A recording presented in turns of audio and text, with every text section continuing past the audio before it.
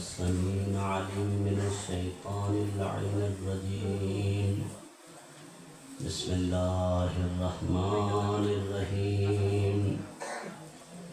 اللهم كل وليك الحجة بن الحسن صلواتك عليه وعلى آبائه في هذه الساعة وفي كل ساعة وليا وحافظا وقائدا وناصرا ودليلا وعينا حتى تسكنه أرضك طوعا وتمتعه فيها طويلا.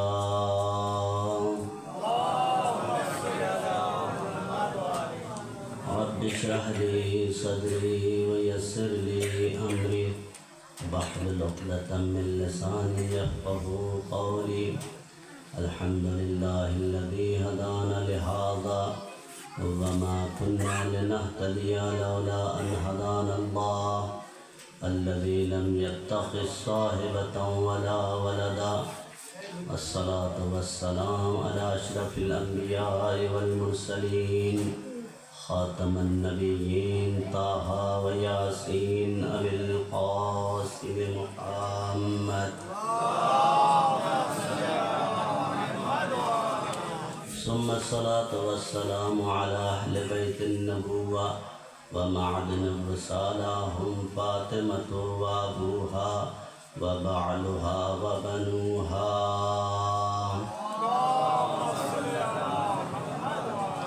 ولعنة الله على أعدائهم أجمعين من يومنا هذا إلى قيام يوم الدين. أما بعد فقد قال الله تعالى تبارك في القرآن المجيد وقوله الحق. بسم الله الرحمن الرحيم. قل لا أسألكم عليه أجرا إلا المودة في القربى. الصلاة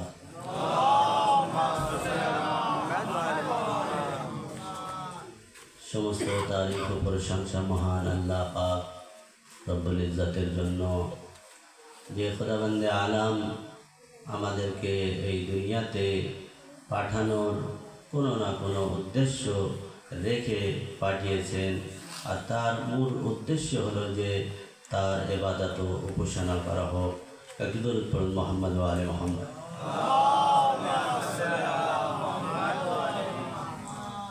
যাই হোক, আজ আমরা জনাবে ফাতিমাতুজ জাহরা সালামুল্লাহ আলাইহার শাহাদাত স্মরণ হিসাবে আজ প্রথম রাতে জনাবে শাহজাদির ফাদাইল ও মাসায়েব শুনতে এসেছি এবং যে প্রথম বক্তা তিনি আপনাদেরকে অতি মূল্যবান ফাদাইল শোনাচ্ছিলেন। যাই হোক, সময় একটু বেশি হয়ে গিয়েছে, আমি আপনাদের বেশি সময় নেব না। শুধুমাত্র মাসায়েবের দিকে যাওয়ার জন্য কিছু ভূমিকা, তারপরে ইনশাআল্লাহ আপনাদের জাহমাতকে তামাম। একটু দরুদ পড়ুন মোহাম্মদ ওয়া আলে মোহাম্মদ।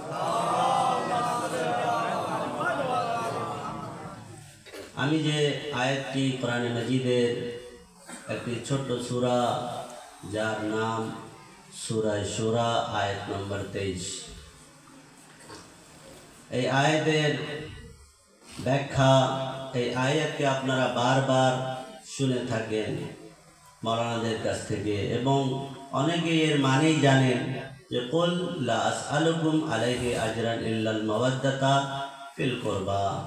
যারা জানে না আর যারা জানে কিন্তু মনে নেই, তাদের স্মরণের জন্য যে যখন নবীকে কিছু দিতে আসলো, তখন নবী বলল যে আল্লাহ তাআলা ফেরেশতাকে পাঠানোর পরে বললে, এই নবী তুমি এদেরকে বলে দাও, দেখো তোমরা আমাকে যা দিতে এসেছো আমি তোমাদের কাছে কিছুই চাই না, যদি তোমরা কিছু আমাকে দিতে চাও সেটা হলো আমার আল থেকে মাওয়াদ্দাত করো। তাহলে এখানে মাওয়াদ্দাত মোহাব্বত এটা আল্লাহ ওয়াজিব করে দিয়েছে। মনে করেন যদি একটা ফুলকে আনা হয় আর আপনাদের সামনে দেওয়া হয়, তো আমাদের মধ্যে অনেকেই বলবে যে এই গোলাপ ফুলটা কিংবা এই গাঁদা ফুলটা আমার পছন্দ, কিন্তু অন্য একজন ব্যক্তি বলছে এই ফুলটা আমাকে পছন্দ নয়। বলতে পারে কিনা? কেননা এটা আমার নিজের পছন্দ, আমাকে ভালো লাগতেও পারে, নাও লাগতে পারে, ঠিক। কিন্তু আল্লাহ বলছে যে দেখো এই মহব্বত, এই আলে রসুলের মাওয়াদ্দাত তোমার হৃদয়ের মধ্যে তোমাকে রাখতে হবে, তাই তোমাকে ভালো লাগুক বা না লাগুক, এই মহব্বত সবার হৃদয়ের মধ্যে রাখতে হবে। তোমাকে আমি ওয়াজিব করে দিয়েছি পরিষ্কার ভাবে। আল্লাহ তাআলা এই সূরা শুআরার 23 নম্বর আয়াতে বলে দিচ্ছে যে কুল লা আসআলুকুম আলাইহি আজরান ইল্লাল মাওয়াদ্দাতা ফিল কুরবা। যদি না বোঝেন আরো উদাহরণ দেই যে মাওয়াদ্দাত মহব্বত না রাখলে কি হবে, তার আজরের সালাত আপনি কি দেবেন? আজ আমরা এখানে বসেছি, সবাই এই প্যান্ডেলকে দেখতে পাচ্ছি, সবাই এই লাউড স্পিকারকে দেখতে পাচ্ছি কিনা? এটা নিশ্চয়ই ভাড়া করে আনা হয়েছে প্যান্ডেলটাকে, এই লাউড স্পিকারকেও ভাড়া করে আনা হয়েছে। আনার পরে এই মজলিসকে এখানে রাখা হয়েছে, রাখার পরে মজলিস হয়ে গেল 3 দিন। 3 দিন হওয়ার পরে আমি আপনি চলে গেলাম, আর যাওয়ার পরে বললাম যে কি সুন্দর মজলিস হয়েছে, কি সুন্দর খাওয়া দাওয়া হয়েছে, ফাতেমা জাহরা সালামুল্লাহ আলাইহার শাহাদাতকে আমরা কত সুন্দর ভাবে পালন করতে পেরেছি, তার কত সওয়াব আল্লাহ আমাদের দিয়েছে, বলবো কিনা? কিন্তু এই সওয়াব কখন পাবো আমরা? যদি এই ডেকোরেটরকে তার ভাড়া না দেই, এই মাইকের ভাড়া না দেই, এই প্যান্ডেলের ভাড়া না দেই, তাহলে এই মজলিসের সওয়াব আমি আপনি পাবো? কখনোই পাবো না। আরো একটি উদাহরণ দেই, আমি একটা সুন্দর বাড়ি করলাম, আপনি একটা সুন্দর পাথর লাগানো বাড়ি করলেন, বাড়িটা লাগানোর পরে করার পরে আপনি চাইলেন সেই ঘরে বসবাস করার জন্য, আপনি একটা মজলিস কিংবা মিলাদ দিলেন। মিলাদ দেওয়ার পরে আপনি কি করলেন? বললেন এবারে আমি ঘরে বসবাস করতে পারবো। অতএব আপনার যে ঘরে কাজ করতে কিছু মজদুর এসেছিল, সেই ব্যক্তি, সেই শ্রমিক আপনার দরজায় দাঁড়িয়ে আছে, বলছে ভাই সাহেব আমার পয়সাকে দাও, আমি তোমার ঘরে কাজ করেছি। আপনি তখন কি বললেন? যে ভাই সাহেব মজলিস করে তো সব পয়সা শেষ হয়ে গিয়েছে, আমি আপনাকে কিছুদিন পরে দেব। আপনি বলুন, আপনার এই মজলিস কিংবা এই মাহফিলের সওয়াব আপনি পাবেন? কেননা ইমাম বলছে যে কোন ব্যক্তি যদি পরিশ্রম করে, তার ঘাম শুকানোর আগে তার পারিশ্রমিকের দামটা দিয়ে দাও, তার মজদুরিকে দিয়ে দাও, তারপরে তোমার এই ইবাদত, তোমার এই মজলিস, তোমার এই মাহফিলকে কবুল করা হবে। আর যদি না দেয়, তাহলে এই মজলিস মাহফিল কোথায় থাকবে? হাওয়ায় লটকিয়ে থাকবে, আমি পাবো না। যতই আমি ভালোভাবে কেন না মজলিস মাতম সবকিছু করি, যত সময় এই প্যান্ডেলের ভাড়া না দেবো, যত সময় এই মাইকের ভাড়া তো নেবো, তত সময় আমি মজলিসের কোনো সওয়াব পাবো না। তাহলে একবার চিন্তা করুন যে আল্লাহ তাআলা কেন এই আয়াতকে নাজিল করলো? কোনো না কোনো কারণ তো আছে তার। আপনি বলুন, এই দুনিয়াতে মানুষ বসবাস করত, কি করত? তারা বুতকে পুজো করত। এই বুতকে পুজো করার থেকে মুক্তি কে দিল? যে ওয়াহদাহু লা শারীক খোদাকে আজ আমরা মানছি, তার সামনে মাথা কিভাবে নত করতে হয় সেটাকে কে শেখালো? সেটা তো সেই মোহাম্মদ শিখিয়েছে না। আজ আমরা গর্বের সহিত হজ করতে যাচ্ছি, সেই হজ করা কে শিখিয়েছে আমাদেরকে? মোহাম্মদ শিখিয়েছে না।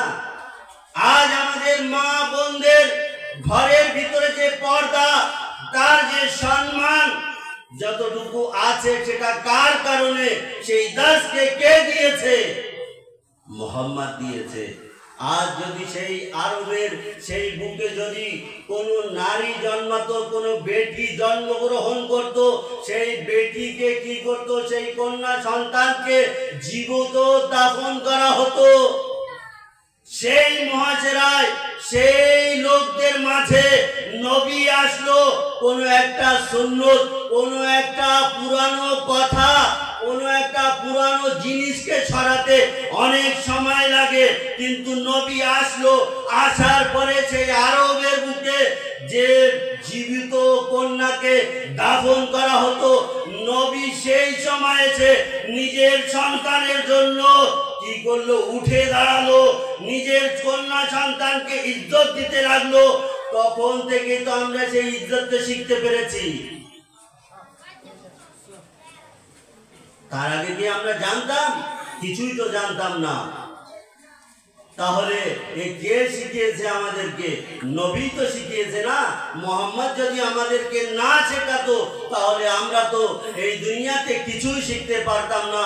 যেমন ভাবে আমার দাদা পরদাদা জিন্দেগি করত, ঠিক তেমনই ভাবে আমরাও জিন্দেগি করতাম।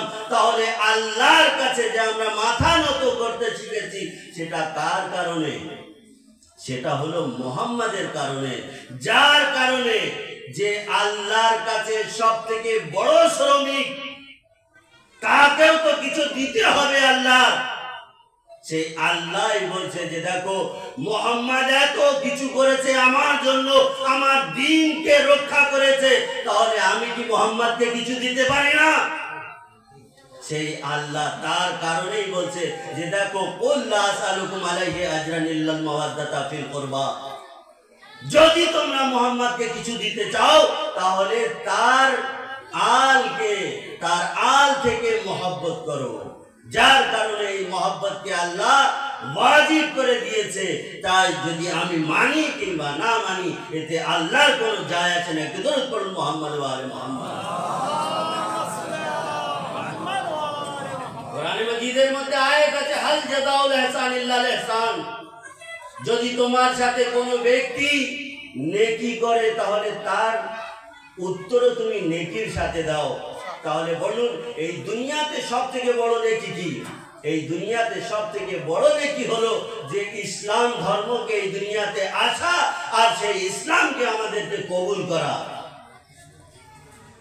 যদি আমরা ইসলামকে কবুল করে থাকি আর ইসলাম যে দুনিয়াতে এসেছে যদি আল্লাহ পাঠিয়ে থাকে আর আমরা তাদেরকে সেটাকে কবুল করে থাকি, তাহলে এটাই হলো সব থেকে বড় নেকি। তো কোরআনও বলছে যে হাল জাযাউল ইহসান ইল্লাল ইহসান। তাহলে ইহসানের বদলা ইহসান তোমাকে তো করতেই হবে যদি তুমি কোরআনকে মানো।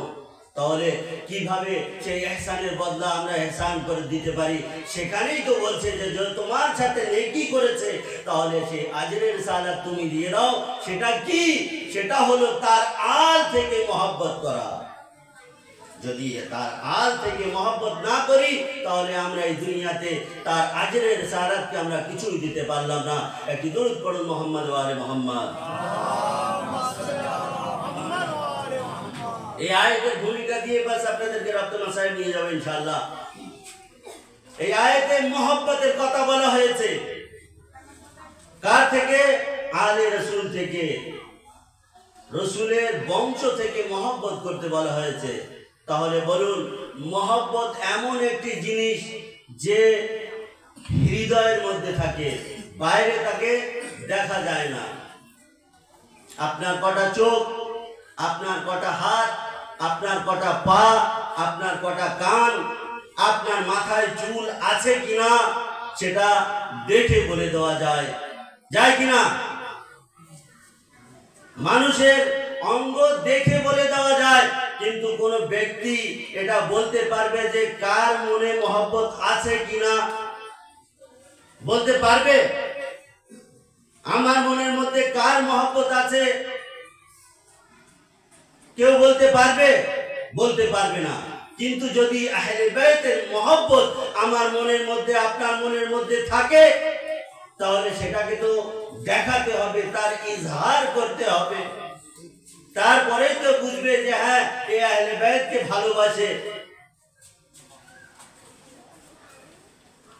তো আজরে রিসালাত যে ইল্লাল মাওয়াদ্দাতা ফিল কুরবা, যে আলে রসুল থেকে মহব্বত করতে হবে। আজ বিশ্বের মুসলমান সবাই কোরআনকে মানে, এই আয়াতকেও মানে, সূরা শুরা 23 নম্বর আয়াতকে। যদি কোনো ব্যক্তি বলে যে আমিও তো আলে রসুল থেকে মহব্বত করি, তার প্রমাণ কি?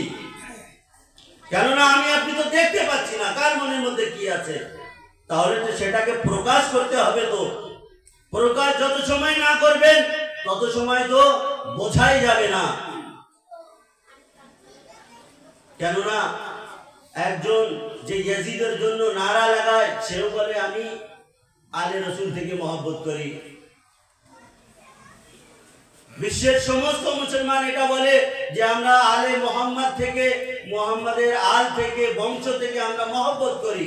কিন্তু তোমরা যেমন ভাবে মহব্বত করো তেমন ভাবে আমরা মহব্বত করি না। তোমরা হয়তো নিজের মহব্বতের প্রকাশ মুখে হাত দাবি অর্থাৎ মাতম করে তোমরা দেখিয়ে দাও।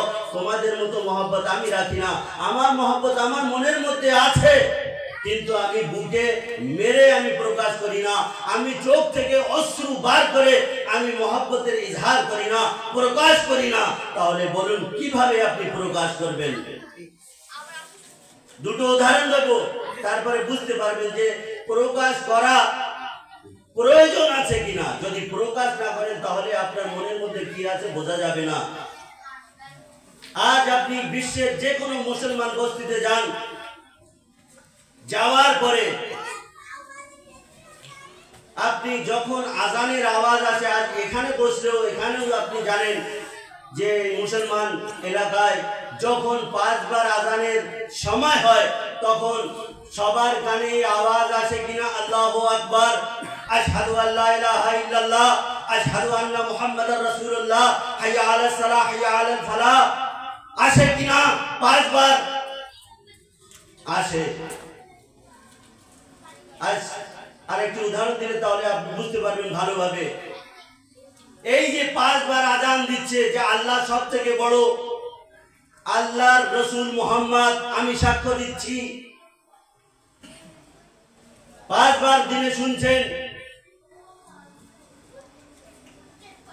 কেন বলছে এই আজান বারবার দিনে 5 বার কেন বলছে? মনে করেন এই গলাটির মতো গ্রামে আমি যদি এসে আপনাদেরকে দিনে 5 বার এসে বলি বলো আল্লাহ এক, তুমি জানো পঞ্জতন 5, ইমাম 12, মাসুম 14, যদি আমি দিনে 5 বার আপনাকে জবরদস্তি ডেকে ডেকে ধরে ধরে বলি, তাহলে আপনি কি বলবেন আমাকে? একদিন দুদিন বলবে হ্যাঁ মাওলানা সাহেব নতুন এসছে, মনে করছে হয়তো আমি জানি না, আমাদেরকে ডেকে শেখাচ্ছে যে আল্লাহ এক, পঞ্জতন 5, ইমাম 12, মাসুম 14। কিন্তু যদি আমি প্রতিদিন আপনাদেরকে ডাকি আর প্রতিদিন এই কথা শেখাই যে বলো আল্লাহ এক, পঞ্জতন 5, ইমাম 12, মাসুম 14, তখন আপনারা আমার জন্য কি বলবেন? কিংবা যে মাওলানা শেখাবে তার জন্য কি বলবেন? আপনারা বলবেন এই মাওলানার মাথার ডিস্টার্ব আছে, এই মাওলানার মাথা খারাপ হয়ে গিয়েছে, বলবেন কিনা? হ্যাঁ বলবেন কিনা? সবাই বলবেন হ্যাঁ, যে মাওলানার মাথা খারাপ হয়ে গিয়েছে। আমরা যে জিনিসকে জানি, আমরা প্রতিদিন জানি শুনি যে আল্লাহ এক, পঞ্জতন 5, ইমাম 12, মাসুম, আমরা ছোটবেলা থেকে শিখে আসছি। কিন্তু এই মাওলানা কেন বারবার বলছে? নিশ্চয় মাথা গড়বড় আছে। কিন্তু আজ বিশ্বের মুসলমান যেখানে যেখানে বসবাস করে, জন্ম নেবার পর থেকে 70 বছরের বয়স হয়ে গিয়েছে, তারপরেও সে শুনছে আল্লাহু আকবার, আশহাদু আল্লা ইলাহা ইল্লাল্লাহ, আশহাদু আন্না মুহাম্মাদার রাসূলুল্লাহ। শুনছে কিনা? দিনে 5 বার শুনছে। তার সত্ত্বেও কেন বলে না যে তুমি এই আযানকে কেন বারবার আল্লাহু আকবার? আমি তো জানি, আমি যত সময় থেকে আমি বুঝতে শিখেছি, আমি জানি যে আল্লাহ সব থেকে বড়, মুহাম্মদ আল্লাহর রসুল, আমি সাক্ষ্য দিচ্ছি।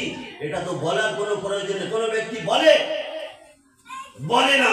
হ্যাঁ আপনি বলুন, যদি কোনো জায়গায় মুসলমান না থাকে সেখানে যে বলুন বারবার 5 বার আপনি বলুন আল্লাহু আকবার, আশহাদু আল্লা ইলাহা ইল্লাল্লাহ, আশহাদু আন্না মুহাম্মাদার রাসূলুল্লাহ।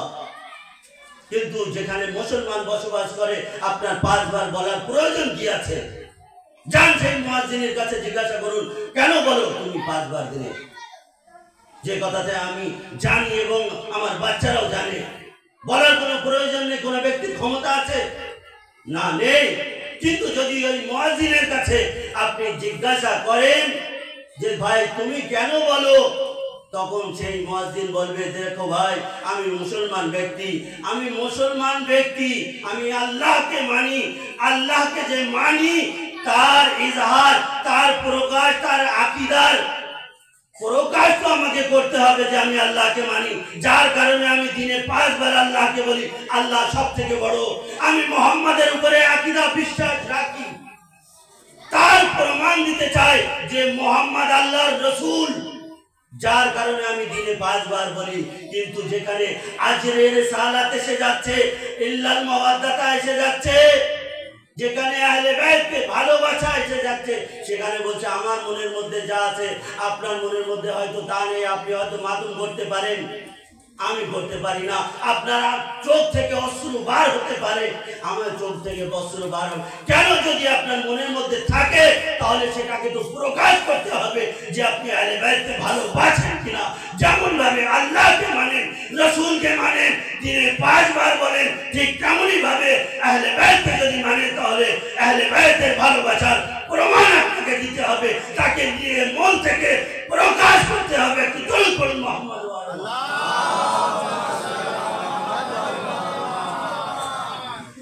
এই আয়াতের মধ্যে আল্লাহ তাআলা পরিষ্কার ভাবে বলে দিচ্ছে যদি তোমরা আহলে বাইতকে ভালোবাসো তাহলে তার ইজহার, তার প্রমাণ তোমাকে দিতে হবে এই দুনিয়ায়।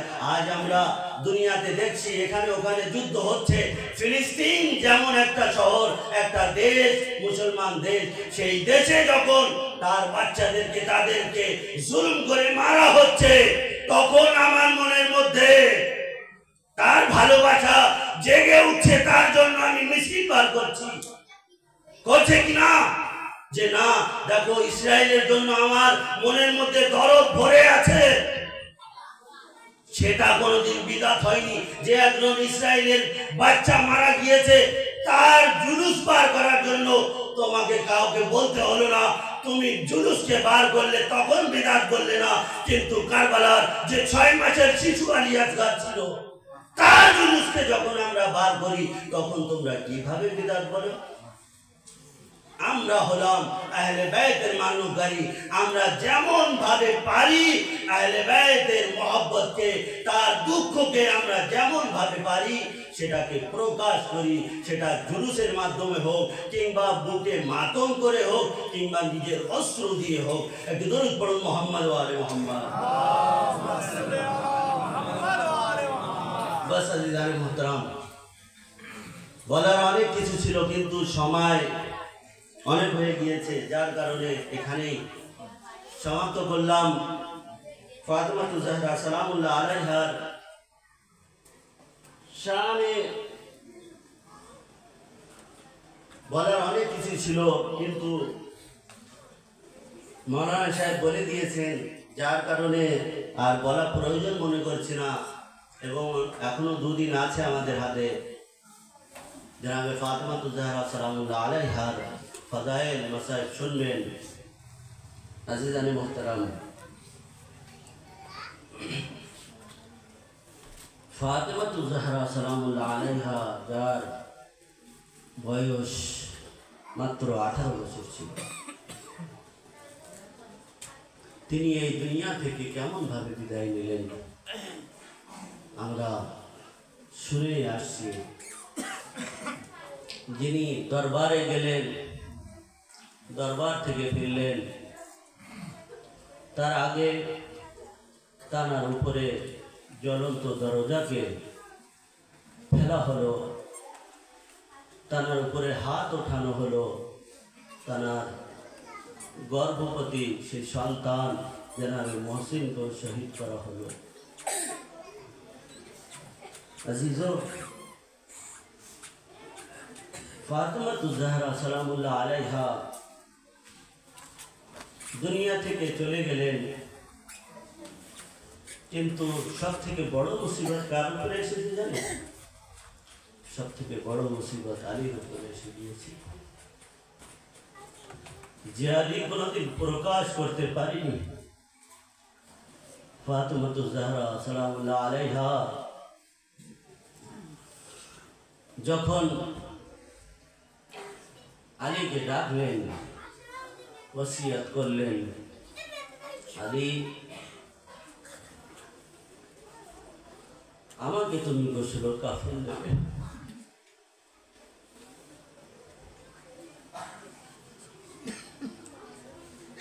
আলী আমার জানাজাকে রাতের অন্ধকারে বার করবে। আলী আমার তাবুতকে বানাবে, আর সে তাবুতে আমার লাশকে নিয়ে যাবে। জিজ্ঞাসা করলেন আলী, ফাতেমা এই আরবের বুকে তো তাবুত কেউ বানায় না, তো তাবুতে আপনাকে কিভাবে নিয়ে যাব? বললো আলী, তখন ফিরজা বলল, আমার শহরে তাবুত তৈরি করে আলী, আমি আপনাকে শিখিয়ে দেব। আলী তখন জিজ্ঞাসা করলেন, ফাতেমা কেন তাবুতে তুমি যাবে? বলছে, আলী এই রাজ আমি কাউকে বলিনি আর বলবো না, শুধু তোমাকে আমি বলে যাচ্ছি যে শত্রুরা আমার শরীরে যে আঘাত করেছিল, সেই আঘাতে আমার শরীর ভেঙে গিয়েছে আলী। আমি চাই না আমার সন্তানেরা সেই কিংবা বাইরের কোনো লোক আমার শরীরের সেই গঠনকে দেখে ফেলুক। আলী ওসিয়ত মতো ফাতেমাকে গোসল কাফন দিলেন। দেওয়ার পরে ঘরের সেহেনে আনলেন, নিজের সন্তানদেরকে ডাকলেন, হাসান হুসাইনকে ডাকলেন যে বেটা মায়ের আখরি দিদার করে নাও। এক এক করে সন্তানরা বিদায় নিতে থাকলো। ইমামে হুসাইন আলাইহিস সালাম অবশেষে মায়ের ডাকে সাড়া দেওয়ার পরে বিদায় নিলেন। কিন্তু জানি না এই কত বড় কিয়ামতের রাত, যে রাতকে বয়ান করা খুবই কষ্ট, বড় দায়। জানি না আলীর সন্তানের উপরে কি মুসিবত। রাতের অন্ধকারে মাটি দিতে চায়, ওসিয়ত করত। সন্তানরা সবাই এক জায়গায় আছে। আজ আমরা যদি কোনো বাড়ির মাইয়াতকে দেখি তাহলে বুঝতে পারি অনেকে সব আশেপাশে এদিকে ওদিকে বসে থাকে। এদিকে জিজ্ঞাসা করে, ভাই কি কাফন পরানো হয়েছে? বলে হ্যাঁ ভাই হচ্ছে, আর একটু বাকি আছে। ঠিক তেমনি ভাবে যখন দাঁড়িয়ে থাকে তখন মাইয়াত উঠেছে কিনা কিভাবে বোঝে? যে তার বাড়ির আত্মীয় স্বজন একবার চিৎকার করে কেঁদে ওঠে, ভাই আমার বাবা, ভাই আমার মা এই দুনিয়া থেকে চলে যাচ্ছে, আর ফিরে আসবে না। কিন্তু আলীর বেটার উপরে কত মুসিবত দেখেন। আলীর বেটারা চাইছে যে চিৎকার করে কাঁদবে। একবার আলী বলছে যে না বেটা, তোমরা চিৎকার করে যদি কাঁদো তাহলে বাইরে থেকে লোক এসে যাবে, ফাতেমার ওসিয়ত মতো আমি তাকে দাফন করতে পারবো না। একবার আলীর সন্তানেরা মুখে হাত দিয়ে ফুপিয়ে ফুপিয়ে কাঁদছে।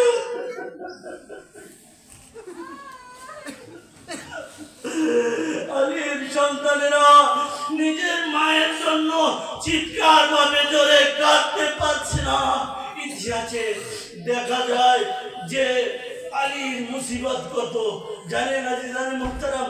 আলী যখন ফাতেমা মারা গেলেন না, আলীর দৃষ্টি কিছুদিনের জন্য, কিছু সময়ের জন্য চলে গিয়েছিলেন। ইতিহাসের মধ্যে কয়েকটি এমন ঘটনা আছে যে আহলে বাইতের উপরে এত মুসিবত এসেছে যে দৃষ্টিবিহীন হয়ে চলে গেছে। ঠিক তেমনি ভাবে আলী যখন ফাতেমার জানাজাকে নিয়ে যাচ্ছে, 13 থেকে 14 জন ব্যক্তি যখন যাচ্ছে, যেতে যেতে একবার পিছনে নজর করে, নজর করার পরে দেখে একজন বোরখায় চলছে। একবার ইমামে হাসানকে জিজ্ঞাসা করছে, বেটা হাসান, বোরকা পরে আমাদের মাঝে কে আসছে? একবার ইমামে হাসান বাবাকে বলল, বাবা আপনার সন্তানকে আপনি চিনতে পারছেন না, এ তো বোন যায়নাব আছে। একবার আলী বলতে লাগলে, বেটা আমি আর কিছু বুঝতে পারছি না।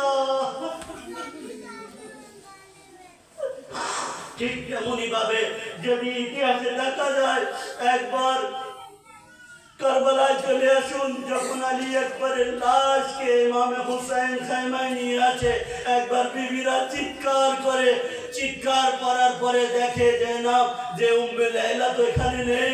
একবার উম্মে লায়লাকে খুঁজতে খুঁজতে তার খাইমায় গেল, যাওয়ার পরে আওয়াজ দিলে, উম্মে লায়লা তুমি কেন আসছো না? আলী আকবর তো এসে গিয়েছে। একবার উম্মে লায়লা খাইমার সেই চাদরে হাত দিচ্ছে আর বলছে, জাইনাব আমি তোকে দেখতে পাচ্ছি না, আমি একবারের কাছে কিভাবে যাব?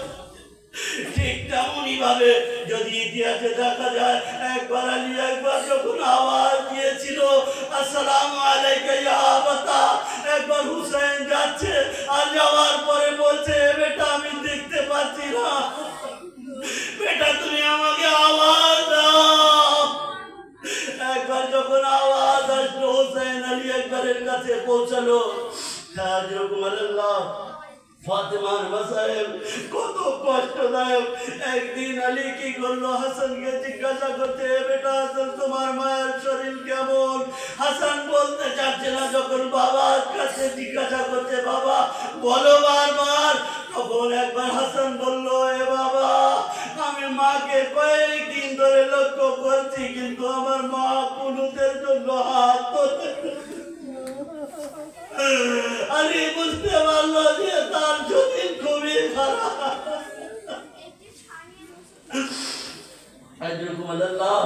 ফাতেমার কষ্ট অনেক। ফাতেমা এমন ভাবে জীবনযাপন করে গিয়েছে যে এই দুনিয়াতে, আর তার প্রকাশ খুবই কম হয়েছে। আজিজানে মুহতারাম, ফাতেমাতুল জাহরা সালামুল্লাহ আলাইহা যখন 3 দিন হয়ে গিয়েছে, তার কষ্ট কত দেখেন।